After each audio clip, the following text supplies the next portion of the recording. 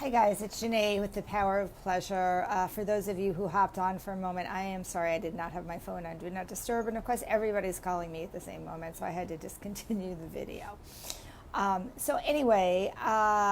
we're talking about today is what women need in order to feel like they have a successful long-term relationship, and this is related to what we spoke about last week, which was what men need. And the first thing I want to say is that there's a lot of similarity between what women and men need because we are, human creatures, and we all have some very similar needs for connection and for intimacy, for love, and for safety. But here are the things that I feel that women need, and also I'm talking about this in the context of female-male relationships. This may or may not be relevant or as relevant in male-male, or this may not be as well aligned in male-male relationships and female-female relationships, or trans relationships, or binary gender relationships. But I think it actually probably is if you look at it. The number one thing that women need, which is the number one thing that men need as well, is safety, emotional safety. We all need emotional safety in order to connect. The difference is the way in which women get emotional safety is somewhat different than the way most men get emotional safety. So emotional safety for women tends to be about connection, and it tends to be about connecting with their partner before any sexual act actually takes place. Most women will tell me that in order for them to fully open up and enjoy their partner and be sexual, even want to have sex, they need to feel emotionally connected with their partner. The way in which emotional connection happens for women, and I think for all of us, is the ability to actually be open, to be vulnerable, to tell your partner what's on your mind, to really share your feelings, even the hurtful feelings, especially the hurtful feelings, and know and trust that those are going to be well received, that they're not going to be used against you or turned against you, and there's not going to be any blame or shame when you actually share those feelings. I think that this idea of being seen is really critical for women. I don't know if it's like the second most element for a successful long-term relationship. It's definitely a part of creating emotional safety. I can't tell you how many women come into my office and say to me, if only my partner could actually see me, if only my partner could actually hear me. A lot of women feel like they're not seen. And not seen is the same thing as not being emotional connected. You're not present with me. I feel like my partner's not present with me. I feel like you're not actually hearing what I have to say. And one of the biggest issues that happens is, again, in male-female relationships typically, the male partner often feels like they need to do something, they need to fix something. And I always tell couples, and this is really important to understand, sometimes the only thing you need to do in order to fix it, which is apparently on the Y chromosome, is just to be there. Being there and listening and being empathetic and maybe giving your partner a hug or putting a hand on their shoulder or their knee is really all we often need to feel that we are seen, and that is fixing it alone. It takes a lot less effort than actually having to problem solve somebody's emotional information when what they really want to hear is just that you hear them and you're empathetic. So those are the two.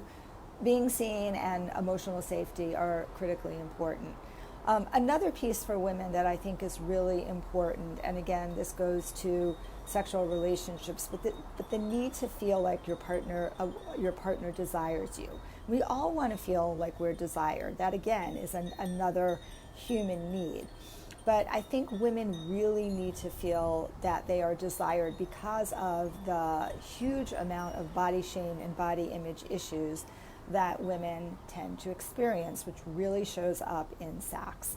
And women have this way in which we spectate, which basically means like during sex we're thinking about what our body looks like. Oh my God, I put on 5 extra pounds. Oh my God, I have cellulite on my butt. Oh my God, I only have half a breast or one breast, right? Whatever it is that we're concerned about, we're constantly thinking about it. And so we really need to hear from our partners that they want us, that they desire us, and specifically some appreciations and acknowledgments about our body. Never lie. Like if you are with a woman who is a bigger woman, you know, you're not going to tell her, oh my God, you've got, you know, this incredibly perfect model body, but you are going to say like, oh my God, you know, the fact that I can really just dig my stomach or just bury my head in your belly and it feels so soft and it feels so wonderful helps her to feel better about parts of her body that she may not really appreciate and be struggling with. So it's really important, men, to compliment a female partner. Tell her that she's pretty. Tell her that she's hot. I think a lot of women, some women I know this is a trigger for them, perhaps maybe not in the right situation. But I know me personally, I really like my partner telling me how hot I am. Like that's a turn on for me to hear that my partner's turn on. So that's another really important piece of what women need in a long-term relationship. I think another thing that women need in a long-term relationship, just like men, is appreciation for everything that they're putting into the relationship, not taking your partner for granted. Because in some very traditional, more traditional monogamous relationships, often one partner, typically the male, goes out and works outside and maybe travels, and the woman potentially stays home and, you know, takes care of the kids and is basically a stay-at-home mom, and they're exhausted. Like staying home with kids 24/7 is one of the most exhausting things you can do, especially young children.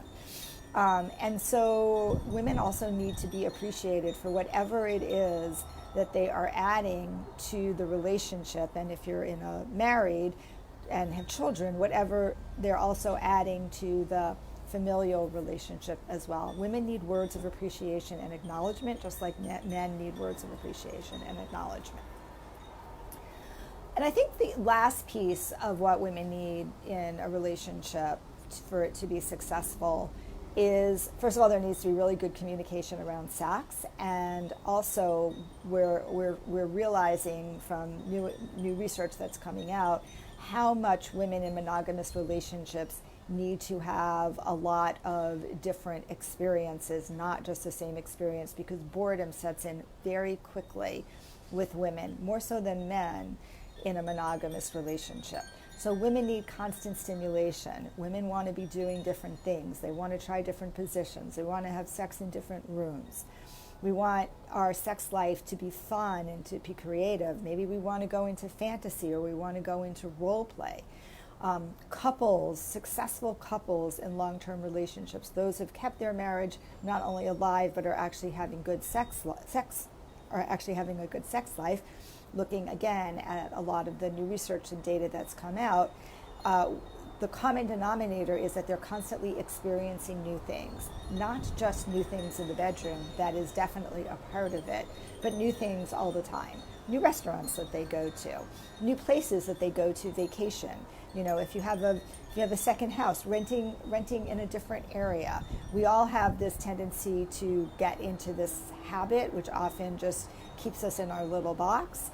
But for women to constantly be turned on, to feel that new relationship energy, we really need to continue to experience new things with our partner in all walks of life, but especially in our sex life.